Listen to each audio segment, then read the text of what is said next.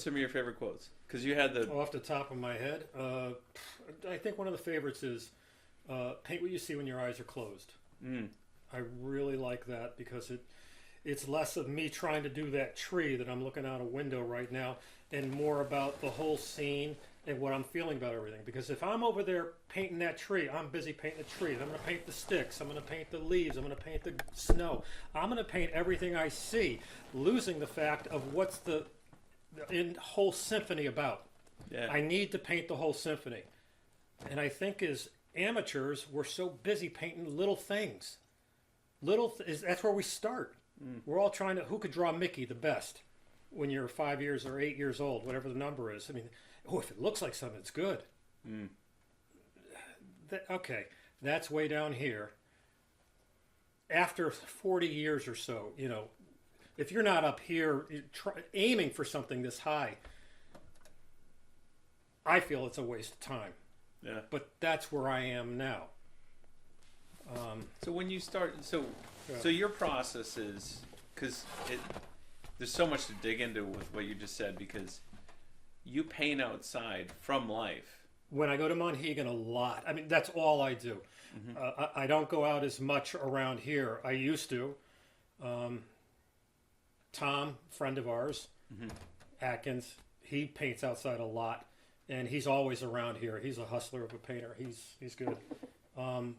But when it comes to Monhegan, I'm outside 10, 12 hours a day. No problem.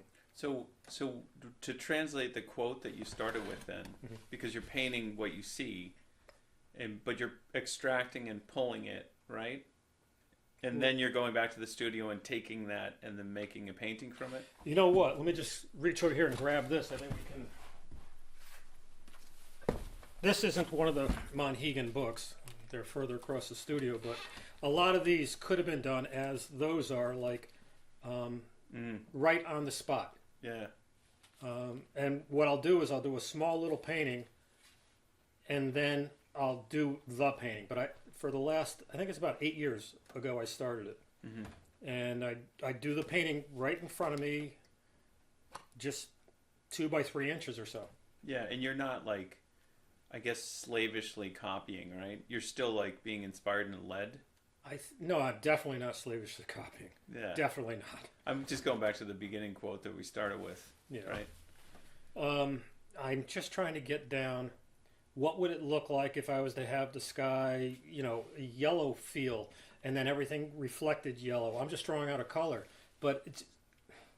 So you're using it almost as a basis to riff off of. The subject is a base to riff off. That's good.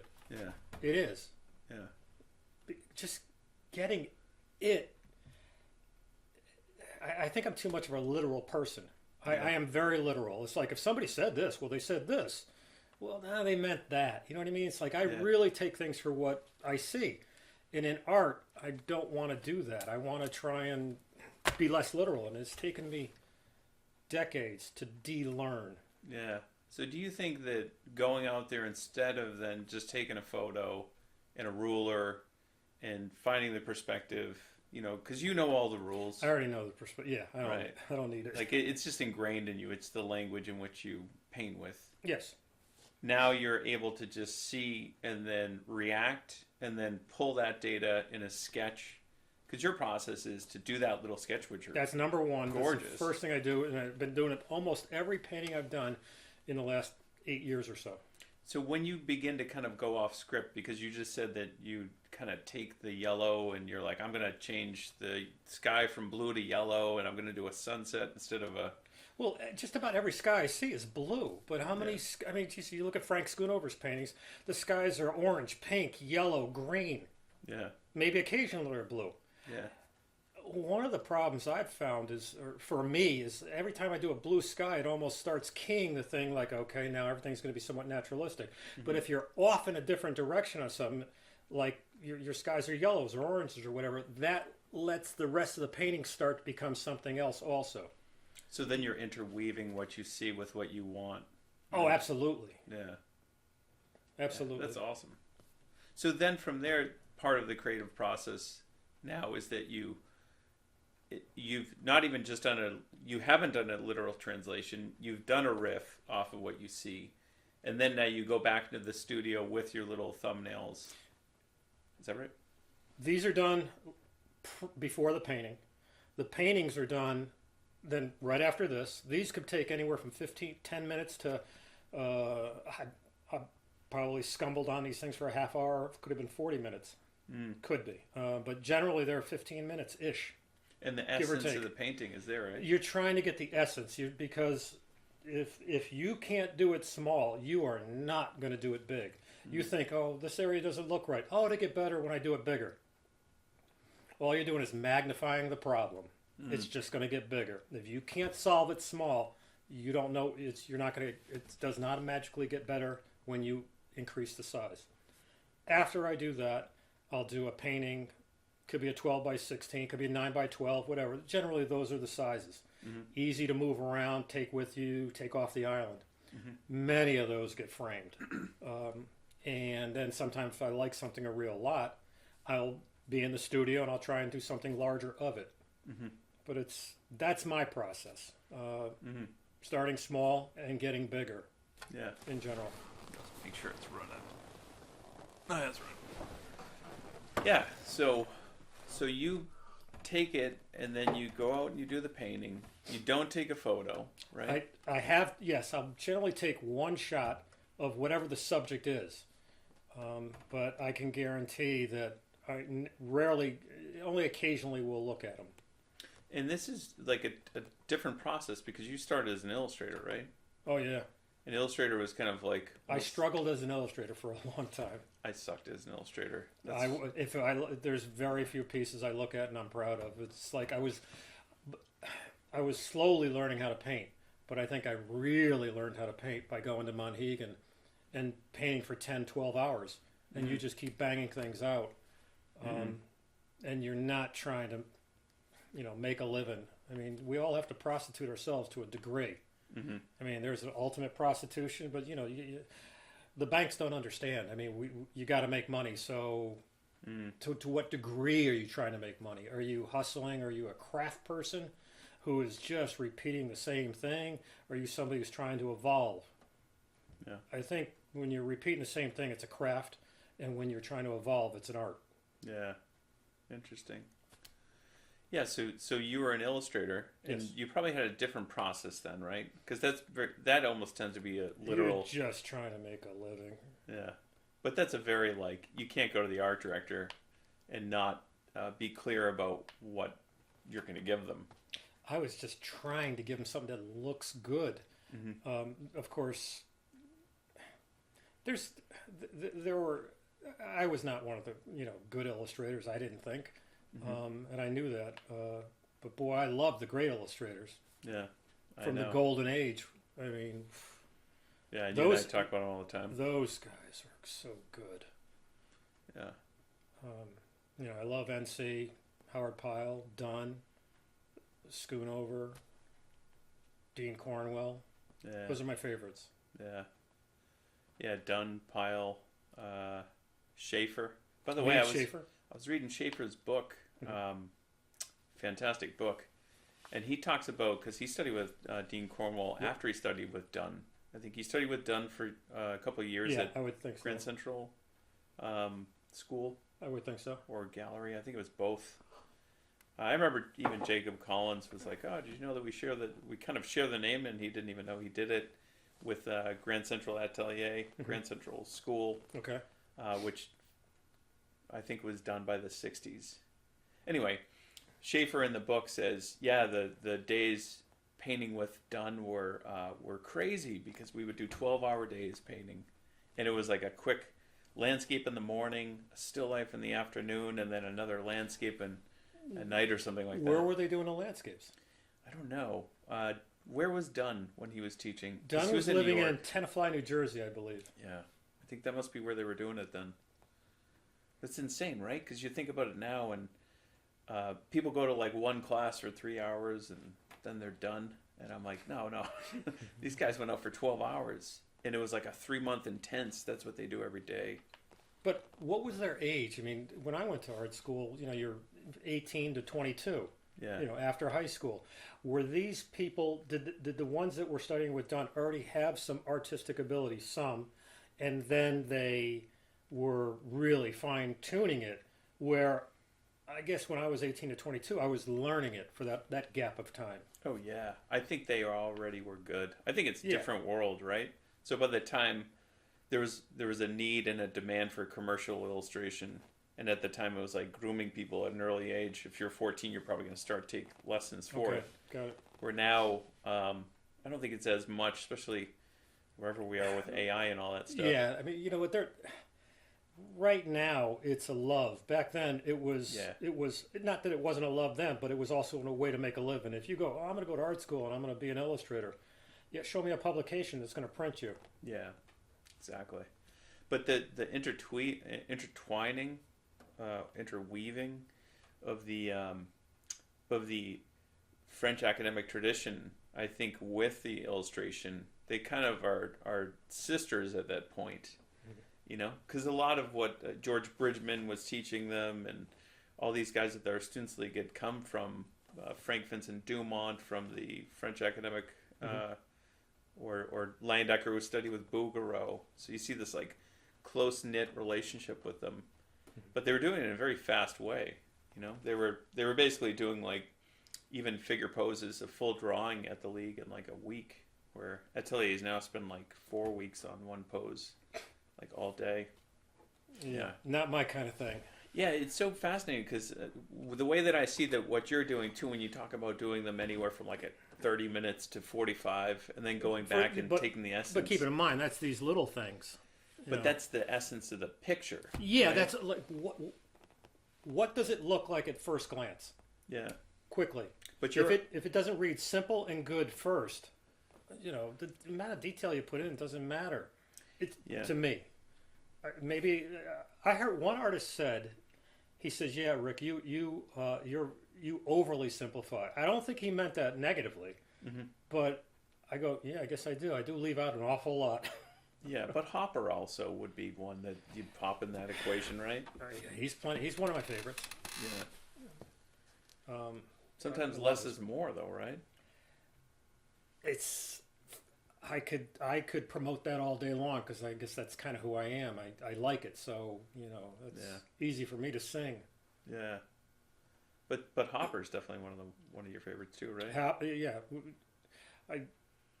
one day I learned that like 4 of my favorites, Rockwell Kent, his early work mostly, it's incredible on Monhegan, Hopper. Who else? George Bellows and N.C. Wyeth were all born in 1882. Oh, that's a year. I thought that was pretty cool. Wow. Bellows too, huh? Bellows was born in 1882. You like the Ashcan school? Yeah. Yeah. I think even some more than others. Like, you look at John Sloan's stuff. I like his early stuff. Like 1907, 1908, up to 1900. Then after, like in the teens, it's just there's certain eras that are better.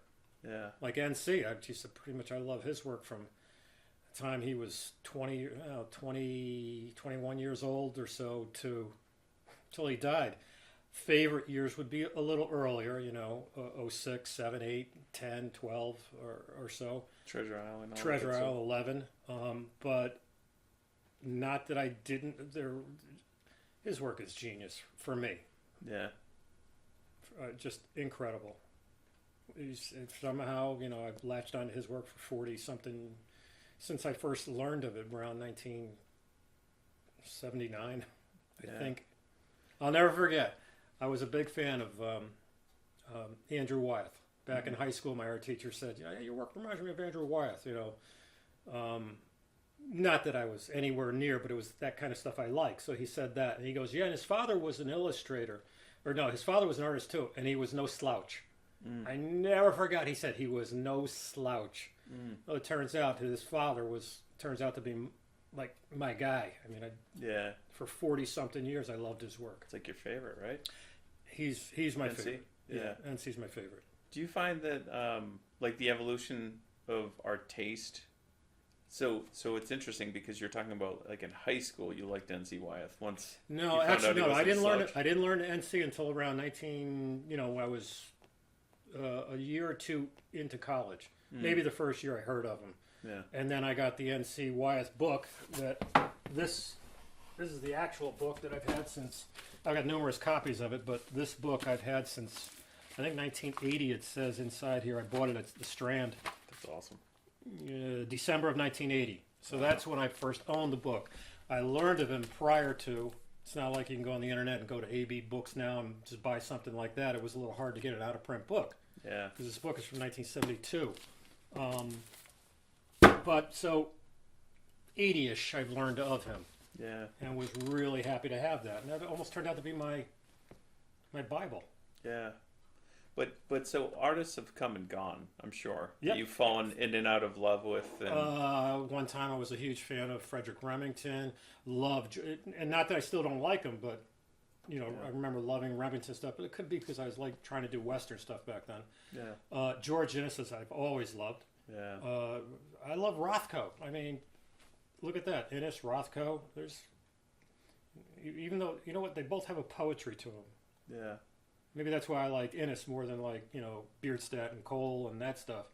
There was a poetry to his work that I liked. Yeah, harmony in the color, unification. It's just the edges and just the whole thing was dreamlike. Yeah. So, yeah, I've gone in and out of lots of artists. Yeah. But I'll tell you what, NC's been there the whole time. I know, you're still in love with them. We talk about them all the time. Every time we get together. In Cornwall. I love Dean's work. Yeah.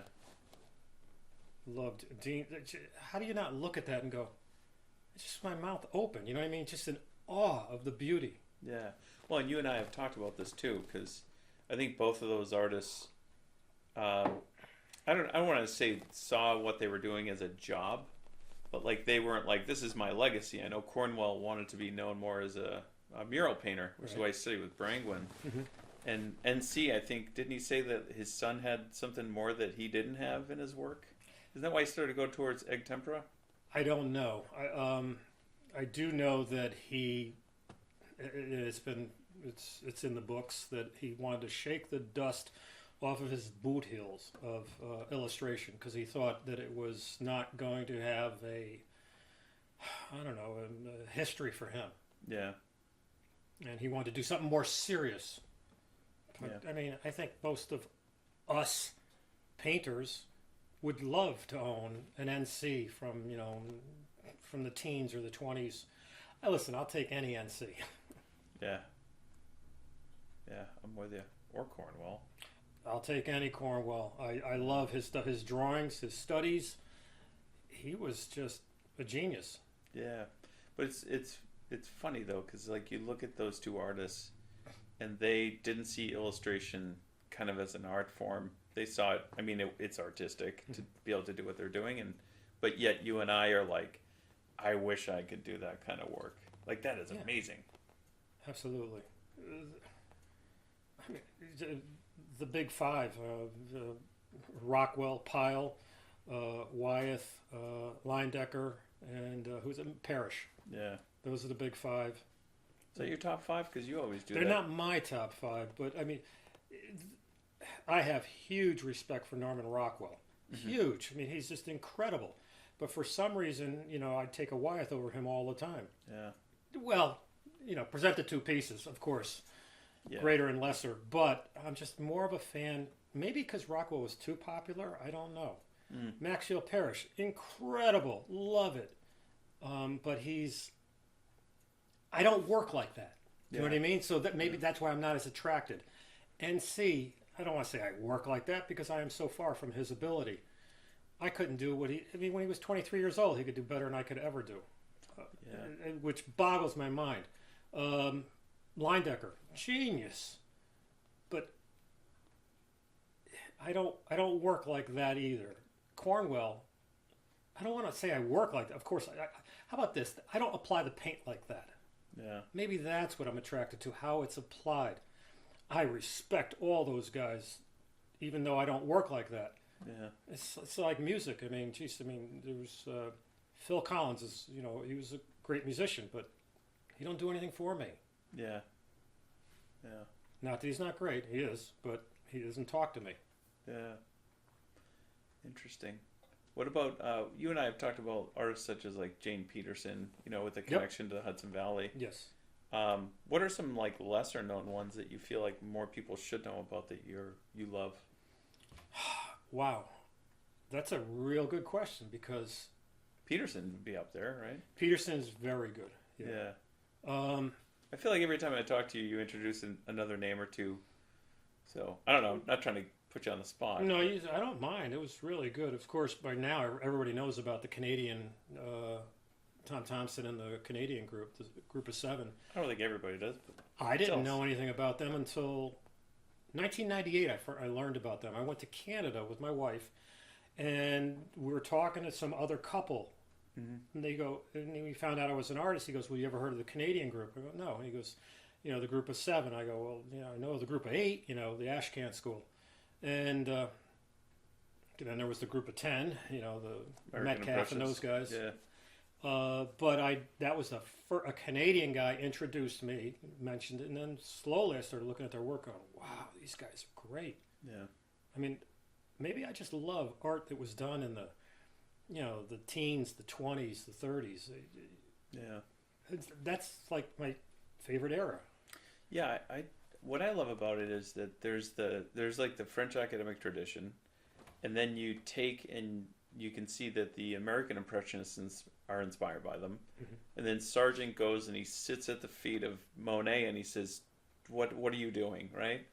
And then he's like, well, come paint with me. And they paint outside and he's like, where's your black? And he's like, we don't use black, right? And I think Renoir actually has the quote that one day we ran out of, we forgot black in the studio and Impressionism was born, right? Yeah. So it's like you can hear these playfulness of color coming into the work. But then you start to see the French influence the Americans because the Americans were going to Paris.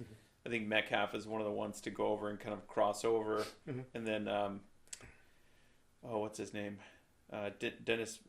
Dennis Bunker Miller. Yeah, and he went over. And, no, Dennis Bunker. Miller. No, it's Richard something Miller.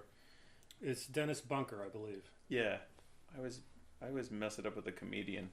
Dennis Miller, Bunker, or Bunker Miller, whatever it is. Yeah, Dennis Miller. Dennis Miller. Yeah. But yeah, so he goes over and Metcalf go over, and they're kind of the first two to bring it back to America. And then now they set up Bunker Miller dies early. Sargent was like, that guy's amazing. Metcalf comes over, and then we have the American 10. But you see the influence of Impressionism, even in the guy that you're talking about that you love so much, Wyeth. There's so much American Impressionism. Or just Impressionism. Yeah, but later on, I mean, Wyeth wasn't doing that stuff until, I'm just imagining in my head some of the, I would think, I mean, he probably got more, not dotty, slashy color variation. Certainly, you see it in the teens, landscapes. in the teens. Yeah, it maybe in some of the landscapes. Okay, I know one in my head, 1909. But some of the early Impressionist stuff, American Impressionist stuff, was probably done around. I mean, Charles Sam was at around 1880, I think 6, possibly 7. There's a painting of it's Grand Prix Days, Grand Prix something. I forgot what the title is, but the larger piece, the small piece is in the Boston Museum of Fine Arts, and then the larger version of that, and I don't know which one was first. Is in the New Britain Museum of Art. And I remember talking to a curator there, and he said that this is probably one of the first American-influenced, French-influenced American paintings done. Yeah. So it was late 1880s. Yeah. Possibly 88. I don't know. Yeah. Again, that could be 20 years after Wyeth really started breaking up the color.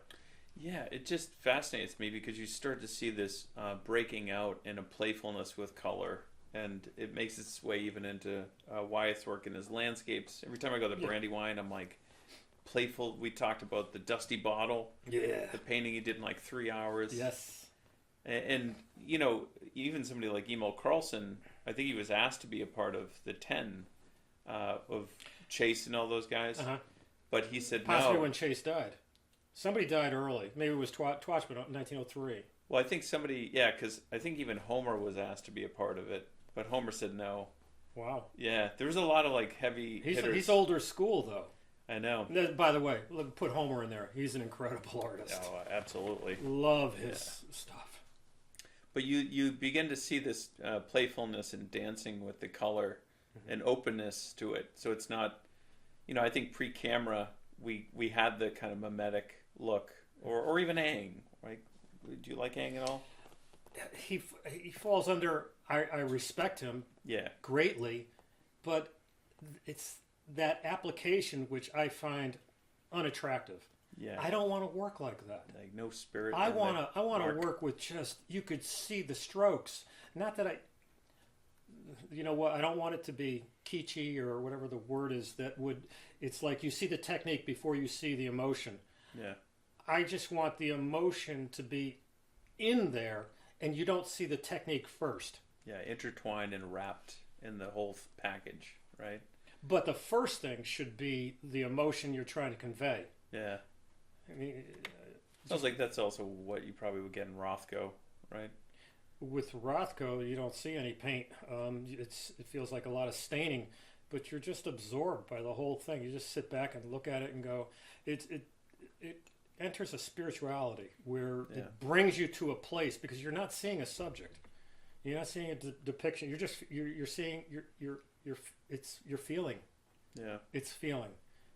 And I like it, even though there's nothing there. Yeah. And I remember liking it back in when I was 20 years old or so, or whatever, in art school ago. And I was a guy that was pretty much brought up on Pyle, Wyeth, and another great illustrator, Tom Lovell.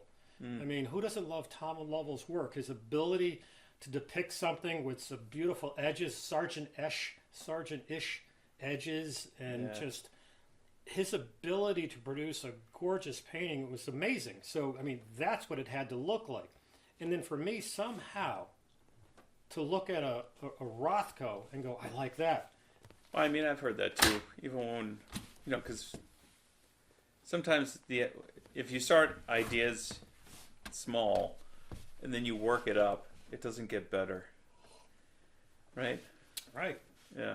I think that's what you're trying to say with all this too, is that the essence of the painting, that's why, like, even in the French academic tradition, we do, through Ted Seth Jacobs, who was bringing it over through, I think, Frank Vincent Dumont, we were doing poster studies. Because it's like, if you study the fall of light... Poster studies? It's almost like a little color sketch. Well, how big were they? 6x8. Yeah, postcard studies. Yeah, they should be called postcard. Yeah, I don't know why they call poster studies. Poster tells me 30 by 40. Well, I think that's the idea, that a poster is recognizable from far. And that's the amount of detail you want. All right, so when we're doing these little paintings, when I'm doing these little paintings, I mean, here's where I am. I could see everything in that one little glance from 2 feet away. Yeah. I know that I don't have enough of a habit to step back 20 or 30 feet, and I should do it more. Yeah. I know that.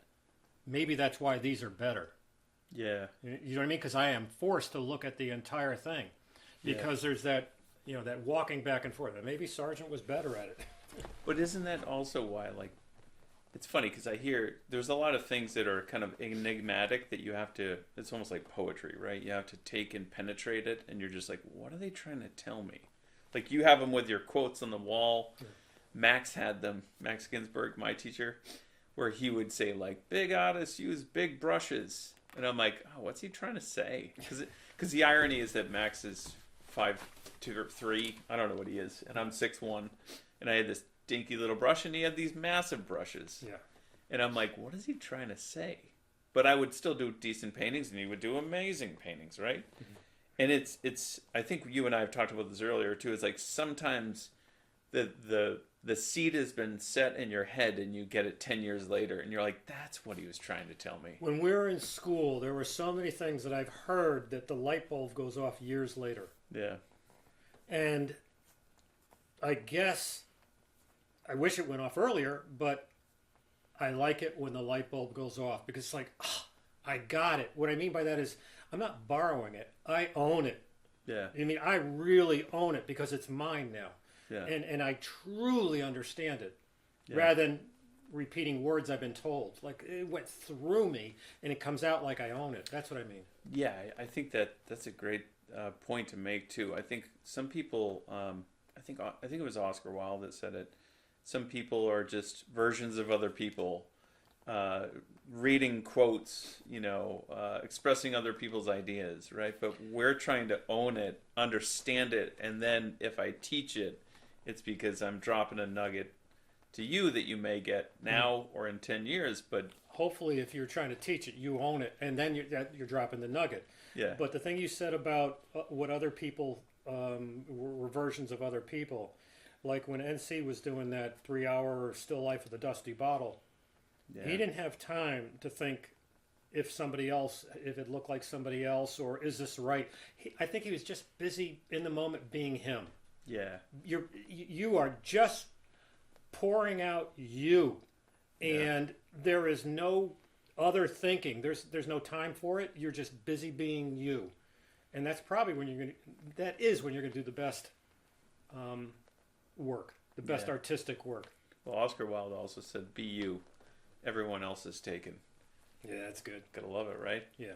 I think we were talking about this too, the individuality, individualization, us as an individual with our own perspective and ideas. I think that's what we're after, right? Like when you're out there, you're not like, oh, I need to do my best version of a Rockwell Kent because he went up to Monhegan, right? No, yeah. I mean, you're influenced by, when we see these great illustrators, I flip through books, I see just great pictures, great designs, and maybe when I see it, it encourages me to think that way more, to think of the design of the entire thing more than depicting the subject. And it's an evolution, a painfully slow evolution for me, to stop depicting things and try to see other than what's there. Yeah. Try to see something else that's there and not just it. I feel like that's one of your quotes too, isn't it?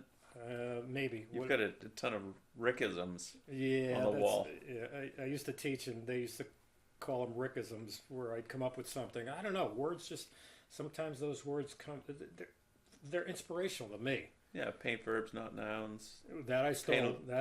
Yeah, I know. Paint a little bit more of the expression rather than the facts. Yeah. Versions of these things. It's, of course, there was that one. I don't know who said it, but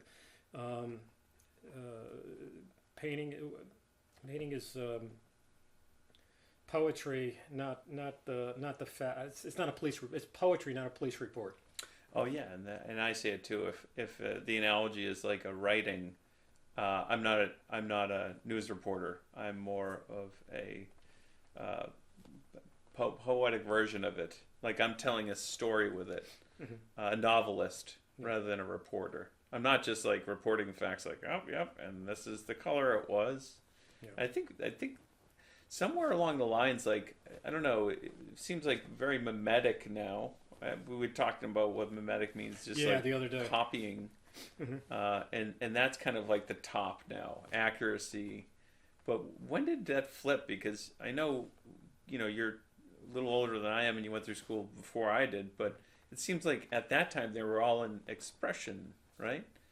Expression, but not at the cost of the copy. Why do you think that is? I mean, I don't know. Why did it come back? Like, why did we get into like now? It's just about like turning into the world's slowest printer, as I always say. That was a great line when you told me that. I'll give you credit next time I say it, though. I will, because it's a good line. Well, I do feel like that's kind of where we are. I don't know why, but it seems like it's swung over, and now it's going to swing back or something into maybe expressive color. I can honestly say I have no interest in working like that. I can respect somebody that does it. I think that's what it comes down to again. I don't want to look at it and say I wish I did. I don't look at it and say I wish I did that. Yeah. I look at a Dean Cornwell or these other great old illustrators or some great painters that we have today, which I love what they're saying and how they're applying it. I find it attractive. Yeah. I look at a Parrish and I love it. I'm amazed at it, but I don't want to work like that. I don't work like that. And by the way, next to nobody worked like that. He was. Yeah. Next to nobody worked like him, and next to nobody can do the strokes of a Leindecker. Yeah. I mean, or a Cornwell, or a Tepper, or a Schaefer. or a Rockwell. They can get. There's something Douglas about Crockwell tried. There's something about a line decker that just those strokes are. How do you get those? They are so part of him. Yeah, except for Frank though. Frank Landecker is twin. It's not his twin. His younger brother. Oh, was it? Yeah. I thought it was twin. Francis Xavier or something or other. Landecker. Yeah, no, it's not a twin. 3 years, I think. Maybe 4 years. Very 3 similar, years different. Though. Yeah. Very similar though. Yeah. Yeah. Did you ever see the work of? Speaking of, because you brought up Tom Lovell. Well, I love Lovell's work. Yeah. Gotta You know love what? Lovell. Hold on. I love anybody's at the top of their game. Yeah. I mean, again, we were talking about these type painters of the, what's going on now. I respect them greatly. I don't know if I want to own one of them. How's that? Haddon Sundblom is another one. Haddon Sundblom's a great, I don't want to say, shall I say, a commercial-ish Yeah, sergeant. well, known for the Coca-Cola, right? Yeah, but his work, he had a Or the sergeant Coca-Cola Santa, stroke-ish right? to him. Yeah. But Tom Chambers, you know Tom Chambers? No, I don't. Who is he? Oh, Charles Chambers, not Tom Chambers. Oh, Charles, yeah. Tom Chambers was a basketball player for the Suns. No, that's what I didn't know. Charles Chambers. Yeah, he studied, Chambers. Chicago school. I've seen I that think name. he's Haddon Sundblom, isn't he? Around, or friends Around with that him, time, probably. Or teacher They or were a all student. born around 1880-ish. Yeah, Chicago. Chicago school. Amazing, though. I remember I used to go down to the Illustration House all the time. Because every time they had like a Leyendecker, I'm like, I want to see it. Yeah. And Walt Reed would always come out, and I'm like, why is Walt Reed babysitting me in the gallery? Yeah. You're like, and then I would talk to Walt Reed for like an hour, like, I don't think you should be the one. This seems like the worst use of your time to watch me in your gallery. Yeah. But Charles Chambers was one that I would always go down and be like, just blown away. Harold von Schmidt was another one that I was like... Von Schmidt, a great painter, again, studied with Harvey Dunn. When Walt wrote that book, 73, I think, or 4, 75, I don't remember.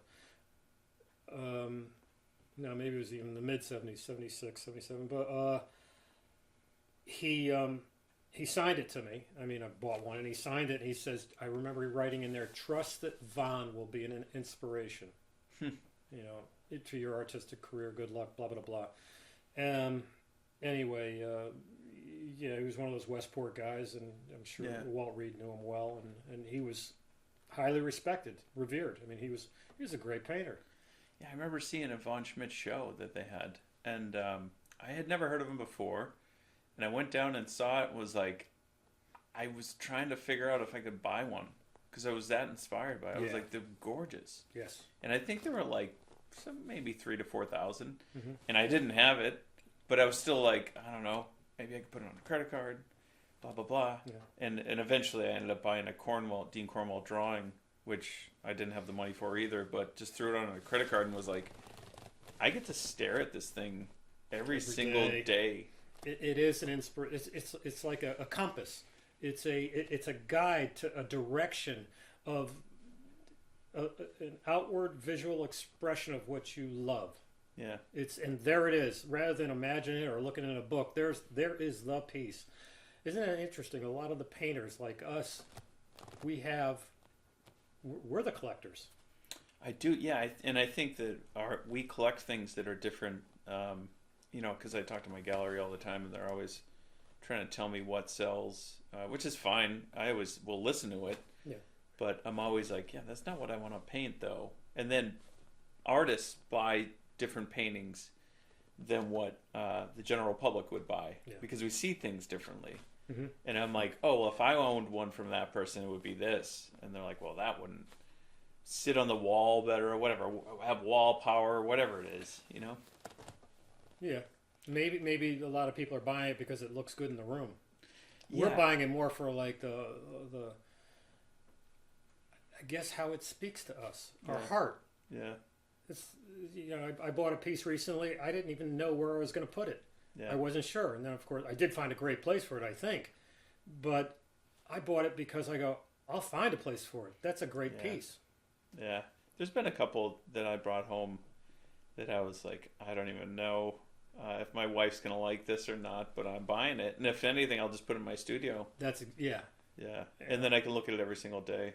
and it's good we both are lucky that we have wives that are supportive and encouraging, and I think love of what we do. Yeah. See the world differently. Hopefully it brings something to their table too. I mean, I hope they... Yeah, I think so. But for me, like, I have a Emil Carlson that I bought at auction, and it was in terrible shape. Mm-hmm. And I think I got it for $1,500. It's like what you got your Cornwall for. Mm-hmm.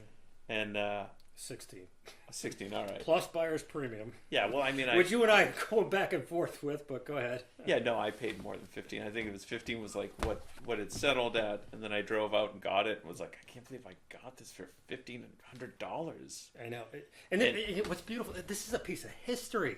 This isn't something that you bought at a gallery for, $1,000 and you go to try to resell it and it's worth $50. No, this guy's in the history books. This guy's in museums. I know. This guy has proved the test of time.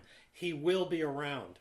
Yeah, I sent it. I remember texting the photo to a friend just to be like, look at this. And I was just talking about technique. And then he was just like, oh, is that at the Met? And I'm like, no, that's at my house. That's what I'm sorry. I get to look at this thing every day. Yes. So it's one of the things that I talk about a lot as a teacher is like, if you don't look... And you and I were talking about taste too. If you don't know what good art is versus bad art, what are you moving towards? But if you surround yourself with good art, and I'm not making a case for people to buy my paintings, I'm going to like buy something that you can look at every single day and marvel at, mm-hmm. and then study. And if part of it is the technique, and that's the technique that you want, when you make the mark that they made, it's going to click. And you're going to go, I have a connection to Emil Carlson. And it could make you think different. I think the technique comes out of you, whoever you are. If you're just busy doing, you can remove it from thinking because it's just going to be you. Mm-hmm. And so there's nothing... Like natural handwriting. How do I say that? No, like your natural handwriting. Oh, thank you. That's perfect. Yeah. Handwriting. Yeah, no, but what you just said is exactly right. It just comes out of you. And just let it be, and just let it flow. Don't try to. Well, I'm trying to be like this. I want to be more like a Leyendecker. So no, you're not going to be like a Leyendecker. Just be you. If you can trust and be you. Mm-hmm. It's a good one. If you can be. If you can right? be, I know, but you've got to have how the much guts of a mask and confidence. Are you wearing? You got to have the guts and the confidence and the like. One of those things is it says paint like nobody's going to see it. Yeah. You're not searching for somebody else's approval. Yeah. Hemingway said it too. You must be willing to write without an audience. Yeah, you can use it for anything. Yeah. Sing like nobody's going to hear it. Maybe that's why people are so good in the shower. Like the Woody Allen movie, right? No, the Woody Allen movie with the guy who can sing opera in the shower. Oh yeah. I forget the name, which movie it was. And then he has to perform, but he can't sing in front of people. So they put him out on stage in a shower, and he sings beautifully. It's just funny. But yeah, I agree. I think there's an honesty to it too, and I think a lot of what people sometimes are after is like, I come at it because I love this artist, like Cornwell, and now I want to be Cornwell Part 2. But it's like, how much of you is in it? Yeah, you can't be. I mean. Because then you're good. There's innovators and there's imitators. Yeah. And if you're an imitator, then when we were going to school, everybody was trying to be like Bernie Fuchs, right? And you don't have the taste of Bernie. Yeah. His work is not only his technique, which is not as important. Well, that's who he was, so it's easy for him just to be it. We'd have to figure out how to do it, but it just came out of him as if he was breathing or signing his name. But he's also evolving. But his beautiful evolution from the late 50s to just prior to him dying, it was a beautiful evolution. But you just be walking in the trail of him, and it's like, oh, well, I thought he went straight, but he went right, and you just be going on this weird journey, mm-hmm. which for him is more of like the path of a bird who can fly anywhere. Yeah. Rather than like a linear road that you can only follow one person, but the other one is the leader. Yeah. He's the leader. That bird's not following anybody, but you're following the bird. Like you can only go in the direction the bird went. Yeah. I'd rather be the bird. Well, so would I, but not everybody has that confidence, and there are times I don't have that confidence too. I might be talking here, we're talking, but a lot of times the things that I am saying, I am reminding myself. Yeah, well, that's what I teaching wish is. I wish I was a genius. I'm just somebody who's too dumb to quit. No, but that's what teaching is, right? Teaching is like recommending students do the things in which we should be doing. That sounds perfect. Yeah. Yes. And then we're like, I should go do that myself. Yeah. Yeah, I love it. I think what it does, because I hated, a couple of people were like, oh, those who can't teach. And I'm like, I don't think so. I think those that want to stay sharp teach to remind themselves of what they should be doing. Mm-hmm. Right? And then if you have a want and a desire to help other people, you teach. But yeah, there's definitely some people that teach because they can't do it. There are some. Yeah.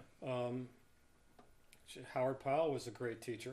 Yeah. But from what I hear, he taught, or what I read, he didn't teach much about painting, more about feeling and life. Yeah. And putting your heart into something versus, well, that's how you make it look like a bottle. Yeah, I was reading somewhere too that somebody said that he felt like he didn't know anything about color, and he's like, you don't need to know about color. And I was like, wow, that's incredible. Somebody as good as him, yeah, or revered as him.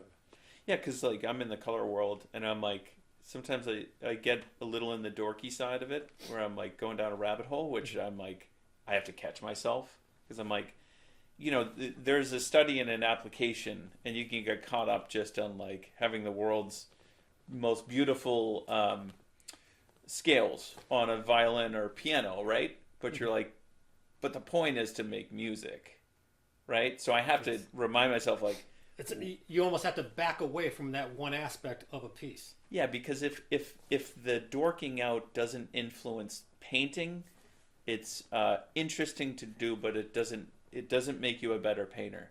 So I see what you mean. So when we get into like a spectrophotometer to find out what the reflectance or absorbance of wavelengths into what makes a color, I'm like, that doesn't make anyone a better painter. Exactly. By knowing it. It's just like complete dorking. And I have to always remind myself that, because when I was writing the Oil Painter's Color Handbook, I'm like, I think my editor was like, that's too insider baseball. Yeah, I know what you mean, because it's too micro-managing this little aspect of the big picture. Yeah. The big picture, it needs to be painted from here. You're in one little area of the picture. Yeah. And it's not the whole thing.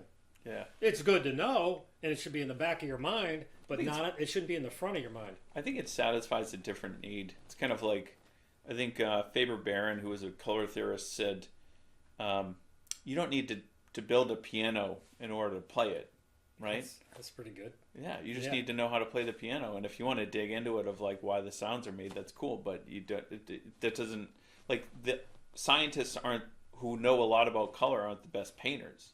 So we're trying to find the right amount of the two to come together. But if expression is a part of it that you want, maybe you should go read poetry. Like, what is it to be a little bit more enigmatic? I think you said enigma recently, and now it's just stuck in my head now. Wasn't you?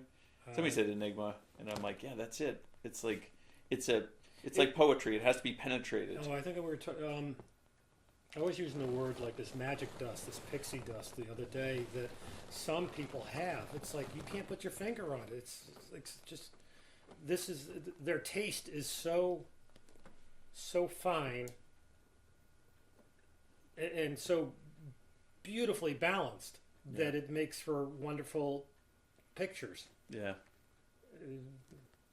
Yeah, and who said if it could be said in words, it wouldn't be painted or something like that? If I could say it in words, I wouldn't need to paint it. Yeah. Was that Hopper? Probably. Yeah, because he's also about like simplicity. Simplicity and the mood of the piece. Yeah. I was looking at some Hoppers the other day, and just some of his watercolors you look at and go, "Jeez, it's everything he chose to put down is what he's trying to say, and it's not a depiction of the object. I mean, I keep going back to that. It's not the object. The object is so sub-important. Yeah. It's the accumulation of it. The important thing is the mood of everything, and that the mood of the piece will dictate how important or what volume. And when I speak of volume and loudness, what volume each object is. I mean, there's areas of grass and rocks and trees and whatever that are played down so low compared to other things in the painting. But if you're looking at just those grass, rocks, or trees, I mean, an amateur is just going to look. I painted rocks. I painted grass. It must be good. No, it's not. You know, it's funny. Even Sargent is a great example of that. Everyone's painting the painter's painter, right? Yes. It's like when you stand back and you look at something like Madame X. And then you get up close, you'd be like, what the heck is that? Like, fingers don't look like fingers. There's no nails. There's no pores. There's no creases. Yeah. You just see a... But it's almost like a court stenographer where they have to put down the least amount of marks that represent words. He has to put down the least amount of strokes that say the most. So simplicity is the ultimate... Simplicity is the ultimate sophistication. Yeah. Is that a Rickism? No, I read that. I don't know. I caught it a couple weeks ago or something. I saw that. I go, damn, that's good. Yeah. And maybe it was the first time I said it. I didn't even get a chance to write it on the wall. But think about it. How to boil something down so simple that it says the most. It's almost like you're hitting a golf ball and there's the least amount of fade or hook or slide or anything. It's hit so pure, you get the most distance out of it. Yeah. So if you're putting down strokes that say the most with the least amount of information, the viewer looks at it with, I think, genius. Like, how did he say or she say whatever what they're trying to say, and it just reads to me. Yeah. One teacher in school used to say a lot of painters will put down information and then they'll say it and they'll say it and they'll say it and then say it. Are you bored now? They'll say it. They'll say it. They keep repeating it. It's like they're showing you a flower and they keep on showing you everything about the flower. Figure out how to suggest it. Yeah. Give the viewer some imagination. Give me something to do in the project. Don't spell it all out for me. It gets boring. Yeah, interact with them, right? Yes. Get them to think. Get them involved in the piece. Yeah, I think that's what poetry does, right? Because it's not so literal. It's just like you're like, what are they trying to say in the most minimal, like a haiku or something? And you're like, what did I just read? Let me penetrate it, or even Shakespeare. I need to spend more time with it because what you're saying is true. Poetry will have that, and I haven't given it enough time to absorb the simplicity or the essence of what they're trying to say is far deeper than paragraphs of description. Right, and it's like, I think most people are paragraphs and verbose at this stage. Kind of like the analogy of what we're talking about with, like, if you paint every petal in and every crease in the petal and all this stuff, then you're saying it over and over. But it's like... Yes, you're saying it way too much. Now then we can talk about, like, say, Andrew Wyatt's work. And maybe I liked his work because it was so detailed. At least that's what I thought when I was in high school. But as I got older, and certainly his watercolors are just amazing. Still simple. Suggestions of simplicity. They're gorgeous. I love what he does, and certainly the 50s and 60s, his watercolors, but his tempera paintings, even though they are loaded with minute detail, they're not about the detail. Yeah. They're about this entire feeling, this entire zone, this place he brings you. Yeah. And it's not a depiction of something, although he's probably widely loved because the amateurs are like, wow, look at all the detail. Yeah, I don't even think it's detail. I think it's texture that grabs onto your heartstrings and bats it around, and you're somewhere in this, like, wow, it's simple, but it's there's a textural element of what he's doing that speaks to me. And I think texture, from what I was reading too, is Maitland Graves talks about this. Texture is something that you can feel with your eyes, and you're already engaging the audience in that. That's the first time I've heard that. Feel it with your eyes. That's good. Yeah, I think most people should be feeling I've never with their heard eyes. that said. Yeah. Uh-oh, Toddism. Yeah, that's or a good Maitland one. Graves I never heard it. Toddism. So the idea of feeling with your eyes, simplifying poetry. You had a bunch of exercises and stuff, right? That when you were teaching. Yeah, when I taught, probably around 2008, I think I started, and I taught till about 2020. It was COVID when it stopped. Mm-hmm. This was in Newtown, SCAN, Society of Creative Arts in Newtown. In addition to, I taught at the Richfield Art Guild, and then in Rowayton for a couple, 3 years. Richfield, probably about 7 years, I think. Mm-hmm. So it was a still life painting class, and I'd bring in still life setups, generally 3 or so, and just learning how to paint these. And sometimes there was exercises that I think would help joggle the mind and to see things a little differently. Yeah. So, of course, the things were probably a lot of stuff that was learned in art school. So paint the whole thing in black and white. Paint the whole thing in 30 minutes. Yeah. Speed painting. Actually, one of them would have been just take like 3 or 4 simple blocks of different colors. And you have to do 4 paintings. You know, like the first one maybe was only 15 minutes, 20 minutes, then 30 minutes or 40, something like that, where you have limited time and then you have to stop. It forces you to stop dawdling around and just getting the essence correct. Yeah. Not everything, just try and get the essence correct. Another one was, let's say, paint a still life.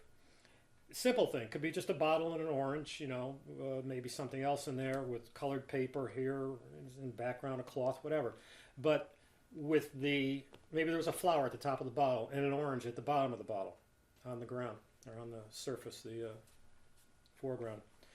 And you have to do 2 paintings of it. The first painting, you have to make the flower the focal object. Mm-hmm. The second painting, you have to make the orange the focal object.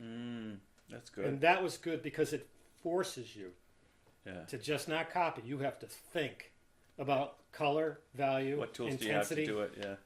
Yeah. Another one was 25 strokes, where you have to paint the still life in 25 strokes. And a stroke would be you take the brush and you mix up your paint correctly. Maybe you just take a dab and touch it to make sure you got the value and color you wanted. But then you begin the stroke, and once you move it all around, and you twist the brush, whatever it is, but you can't leave the canvas. Once you leave the canvas, that's a stroke. So you get 25 strokes. And it's a lesson to get students to stop licking the canvas. Put down a bold, confident stroke. I'd rather be positively wrong than negatively right. Yeah. Just do it. Is that a Rickism? No, I think that's Harvey Dunn. Oh. I think I stole it from him. It's all good. Yeah. That's a good one. You know, Cornwell talked about that too in his book. I think, I don't know if he talked about it, but the way in which I think Walt Reed is recounting it is that because Walt Reed studied with him at our Students League, and he says Cornwell used to take his color and make the focal point have the color, and the rest of the painting kind of bows down to it. And when you and I were talking about that painting where the woman looks green and then her lips are like red, you could tell exactly what he was trying to do, and you see it in his work. Well, that's where he was bringing you. Yeah. But it sounds like similar to one of the challenges that you were having the students, like, take the flower, make it the focal point. Now show me the orange. And a half hour later, now do another painting. Don't move. And now I want to know that the first painting was focused on the flower. Now that could be the contrast, the sharper edges, the color. You know, but you got to deal with it, and you got to make this one less important. Now it's vice versa. You got to make this one more important, and this one has to serve this. Yeah. In one painting, and then this one has to serve this, as N.C. Wyatt said. Paint a still life with green bottles and whatever else, and make all the objects serve the green bottle. Yeah. Make sure the viewer knows what's important. Yeah. Because if the viewer doesn't know it, you probably didn't know it while you were doing it. Right, and it forces thought in the middle, right? Well, yeah, the artist better know where he's going. Yeah. If you don't know where you're going, neither does the viewer. Yeah, what is it you want to say, right? Vision is usually a part of even Andrew Loomis's book, The Eye of the Painter. I think the first chapter is like, what is it you want to say? Daniel Parkhurst, I think, talks about it in his book too. So every time I write another book, the first thing I usually do is a deep dive into reading of other artists, and then books that I'm like, let me see if I can pull some of the structure out of this book that maybe make its way into mine. And just like any kind of inspiration, sometimes it's a tiny nugget, and then sometimes it's like, maybe it's a bigger nugget. But yeah, pretty fascinating. But to have that vision at the beginning, and I think part of it is to jump in. You got to have in order to have a great painting, you probably have to have the vision at the beginning. And I don't know if the word lucky enough, or just that you hit everything just right. You got, maybe with me it's luck. Maybe these guys they're genius. But there have been some paintings I've done. I go, damn, that's good. Yeah. I'm happy to have those. Very happy. Yeah. Maybe it's not luck if you just keep on doing. A blind squirrel will catch a nut every now and then. That's awesome. Let's talk a little bit. We'll finish up here just on your process. Sure. Again, back to that. When you're you go to the studio every day, right? I mean, yeah. You're just an artist. It's not a question. You're just here. You're thinking of it all the time. You're painting. How many paintings would you say you do in like a day or a week? Oh no, I wish I did lots. I don't do as many as lots of people. We were talking about volume though, because you had the volume. We were talking about like N.C. Wyeth died doing 3,000 paintings, right? Yeah. And you've got how many in your attic? I'm sure there's 1,000 up there. But Yeah. Don't forget, these aren't 30 by 40 paintings. Mine are a lot of 9 by 12, 12 by 16s. They're just still banging a lot, out though. more. When I go to Monhegan, I'll probably do close to 25 paintings a week. So I go twice a year in the last few, 5, 6, 7 years. And the first trip is for 1 week. The second trip is for 2 weeks. So between those 2 weeks, I'll come up with 75 pieces. Yeah. Now, when I get them home, generally there could be 20 of them that need next to no work. Yeah. Next to no. But then, as you can see right there, is a stack of things that I'm still working with. And I'll just pull them out and keep on. The piece could be not as good, and I'm trying to bring it somewhere. Some trying to correct, make a little better. Some like, this one's a real dog. And so I get to really take some chances with it. So there's a lot that don't make it, and a lot that, half and half. I don't know. You have a fireplace to burn bad ones? No, I never burn anything. I never do. Because I don't know why. I mean, one day it'll all go somewhere, but even the bad ones, as I look at them 5 years later, I go, why don't I play with that? Yeah. Just sand it down and start up. Just sand it down to give it a little tooth, or to let the paint absorb, grab onto something, new paint. Sometimes it could be sanding down a lot. I don't know, but yeah. There's a freedom in taking something that has no chance of a future. Yeah. I got nothing to lose. And playing with it. Yeah. Awesome. So what advice would you give to people that are just starting out? Just like, be okay with making mistakes? Don't quit. Yeah. Just do it. You have one of those quotes up there too, right? What's that? Something about quitting. It's like, oh, what is it? Failing is, I think that was, and that might have been a Winston Churchill. Failing is not good. Quitting is, right? Yeah, something like that, where it says failing's okay, quitting is not. Yeah, exactly. Just keep doing it. Never, never, never, never, never, never, never quit. Yeah. Just keep on doing it. If you don't, what the hell was it? I remember reading something that said, maybe, I don't know if Larry Bird said it, but loose balls go to those who hustle. Yeah. I mean, think about it. I mean, if you're not going to hustle, you're not one getting a loose ball. Yeah. So it's not coming to you. Yeah, I don't know. I look at great art. It inspires me. I just, what else is there to do? Yeah. It's fun. There's a natural love. maybe I got lucky and figured out a long time ago what I naturally love. Yeah. I didn't make a great living out of it, but I made my heart happy. Yeah. You're happy along the Yeah. path, right? Awesome. All right. That's a good place to start. All right. Start. Thanks, Todd. I appreciate it. Yeah. Thanks, man. Appreciate it. You the man.